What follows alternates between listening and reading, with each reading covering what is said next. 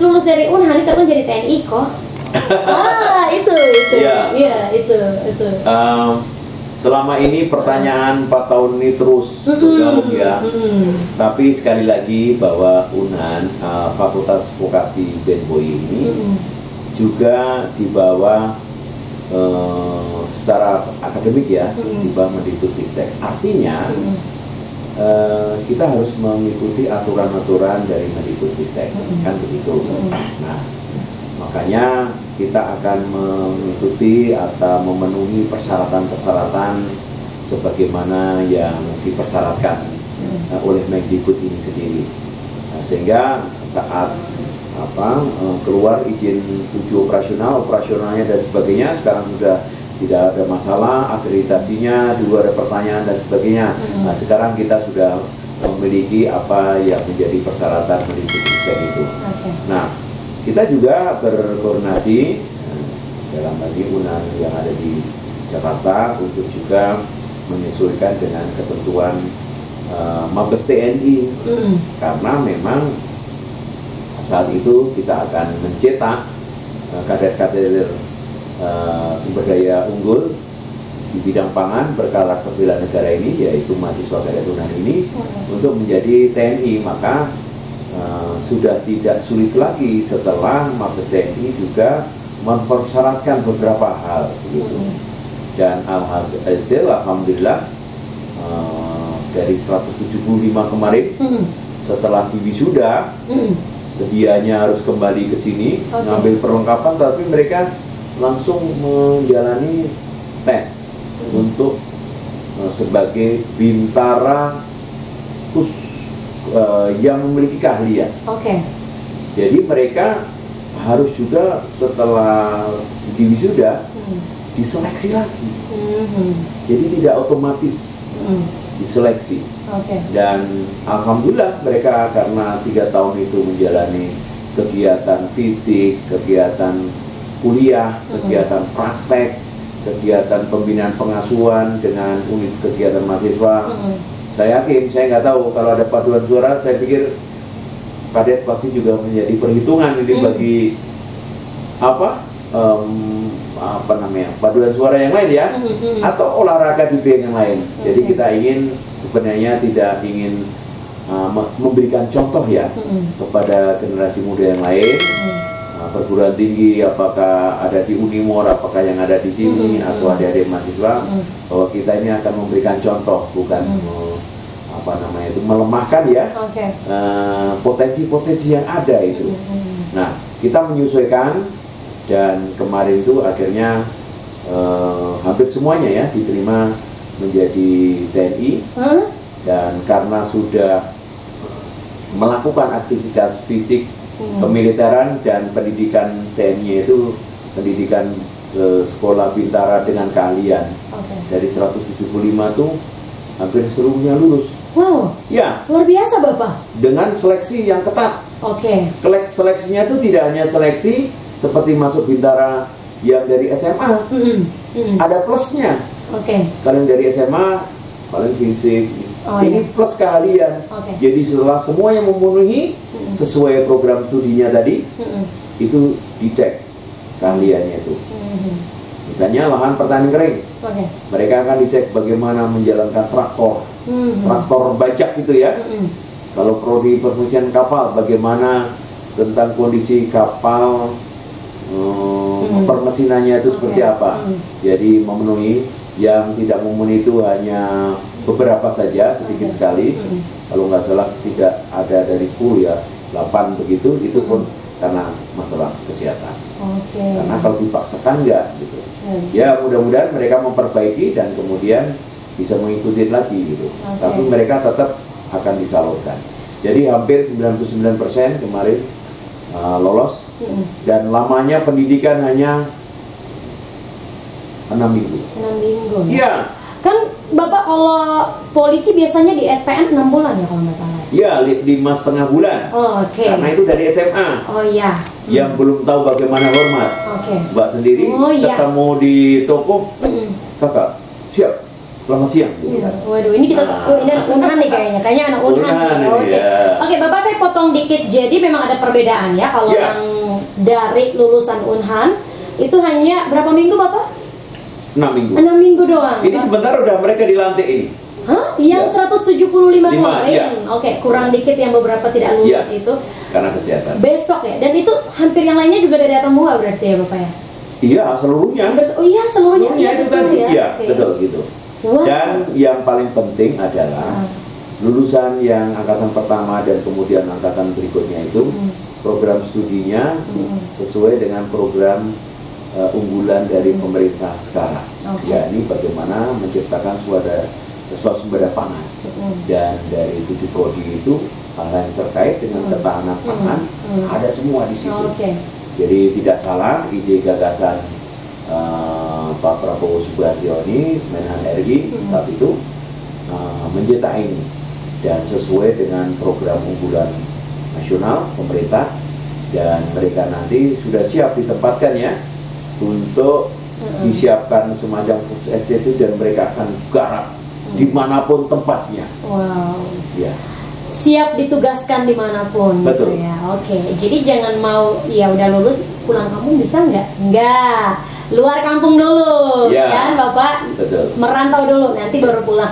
Jadi pada intinya dari penjelasan Bapak ini memang ya Bapak lulusan Unhan pasti akan menjadi TNI, tapi mungkin sesuai jalur ya, diseleksi sesuai jalur yang berlaku Bapak ya. Tapi ada sedikit perbedaan dengan TNI pada umumnya di mana mereka digodok itu berbulan-bulan. Ya. Tapi dan kalau mereka tidak punya keahlian. Kecuali korpsnya nanti ya.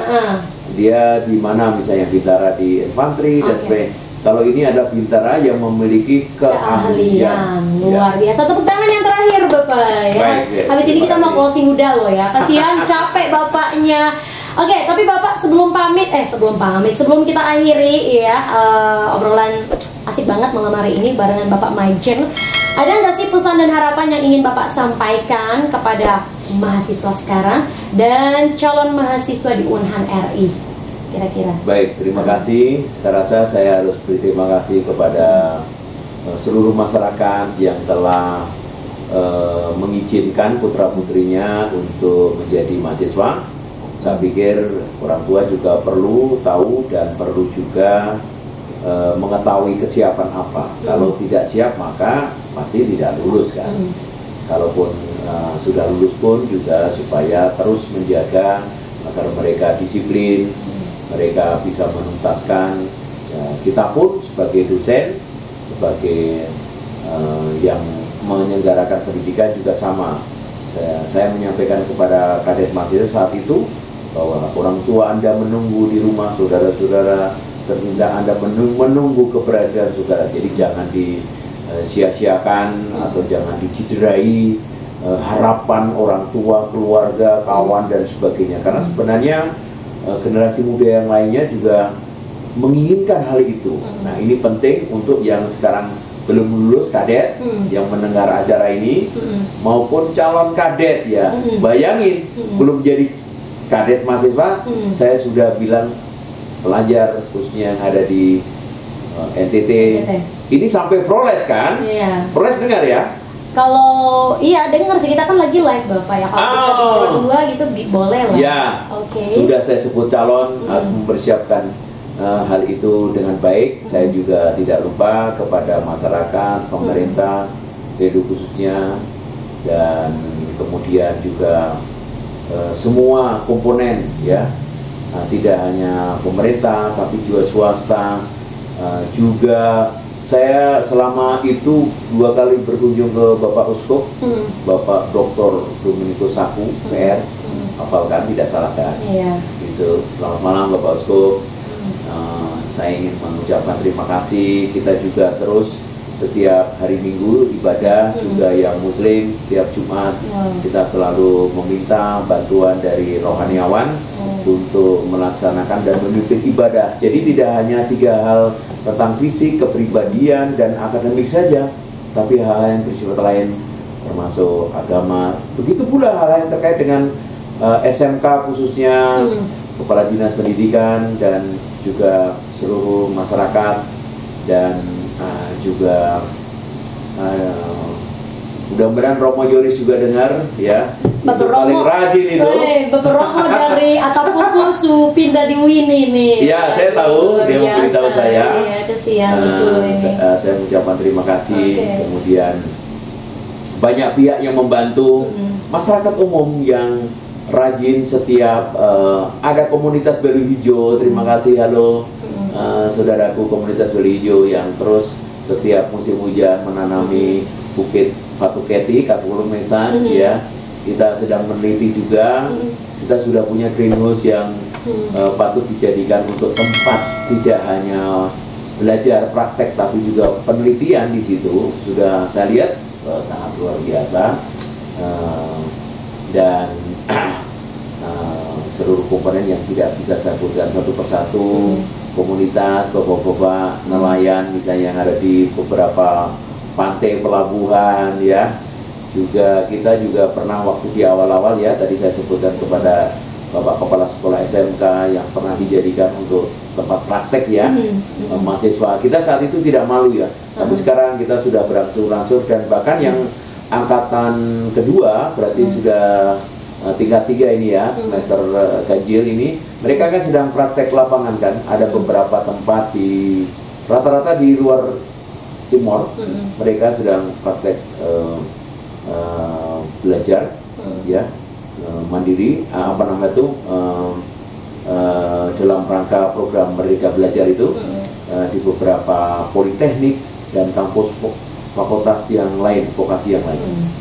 Nah, itu untuk memberikan secara langsung, karena memang sampai saat ini kita terus berbenah tentang sarana prasarana pendidikan, dan akhirnya mereka selama, ya, 3-4 bulan, 6 bulan itu mereka di sana, mereka berbaur dan mereka bisa menjaga diri dengan baik, insya Allah, karena memang 2 tahun mereka kita asuh, kita didik dengan disiplin yang kuat, dan di sana lebih mandiri lagi, karena mereka di sana sudah bagaimana senam pagi, sudah nggak dipimpin lagi, kan, dan harus mewarnai di kampus-kampus tempat mereka melaksanakan praktek itu tadi.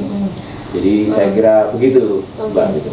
Wow, ini luar biasa ya Bapak, ya, penjelasan dari Bapak, pengalaman yang luar biasa selama menjadi dekan Unhan RI yang ada di Belu. Bapak kayaknya cocok jadi orang Atambua. Bapak Agus ini terlalu hafal. Dari tadi Bapak omong Fatuketi ke Kuluk Mesak. Lama, ya Bapak, yang 4 tahun ya Bapak, ya? Ya, saya pernah lama tinggal di Tatakiren. Tatakiren? Ya, saya 1 bulan tinggal di situ. Pas mana Bapak Tatakiren? Itu di tahun 91. Saya kira Mbak belum lahir, Pak. 91 ya? Iya. Saya lahirnya 92 Bapak. Berarti masih di angan-angan.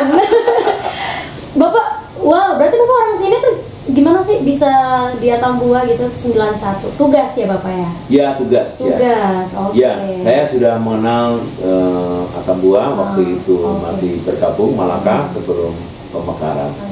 Dan saya rasa saat itu saya pernah ditugaskan di Atambua juga, walaupun saat itu saya berada di Timur-Timur, ya. Jadi saudaraku Timur-Timur yang ada di sini, saya pikir banyak mengenal saya waktu saya Letnan 2, ya.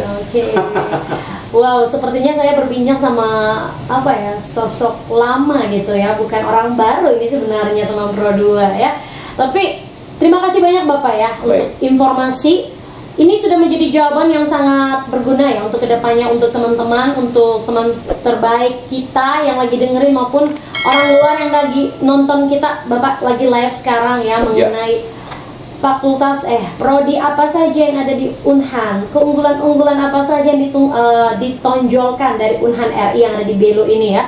Dan seperti apa metode pembelajaran mereka, sarana prasarana, fasilitas, semuanya itu sangat lengkap, ya. Dan yang pastinya jawaban dari yang tadi saya tanya, ya, apakah lulus-lulus nanti bisa menjadi seorang TNI, pasti, ya. Kalau seleksinya ya lolos, pasti bisa, ya. Betul. Jadi pesan dari Bapak tadi buat calon kadet, ya, calon kadet, calon kadet? Iya, udah dibilang kan tadi? Udah dibilang? Iya, ini belum jadi mahasiswa aja udah dibilang calon kadet. Iya, luar biasa. Belajar yang rajin, nilai yang pas, biar bisa masuk di Unhan, ya. Oke, Bapak, kasihan banget, Bapaknya udah capek, harus istirahat, ya Bapak. Bapak baliknya kapan? Ya, besok saya akan kembali ke Kupang, lanjut Jakarta. Kapan lagi ya kita bakal bincang-bincang kayak gini, ya.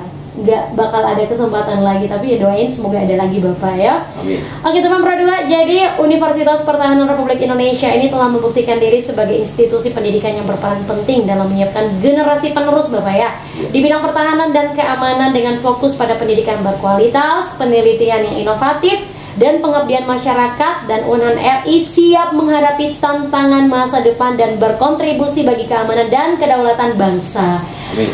Wow, panjang banget ya. Yeah. Oke, saya bersama Bapak Maijen Agus ya, pamit dari ruang dengar kamus semuanya. Selamat malam, Bapak, kita berdua pamit Bapak ya. Baik. Oke, say goodbye untuk semuanya ya. Terima kasih dan salam apa? bela negara. Oke, saya pikir salam komando ya, bukan? Iya. Salam apa Bapak? Salam bela bela negara. negara.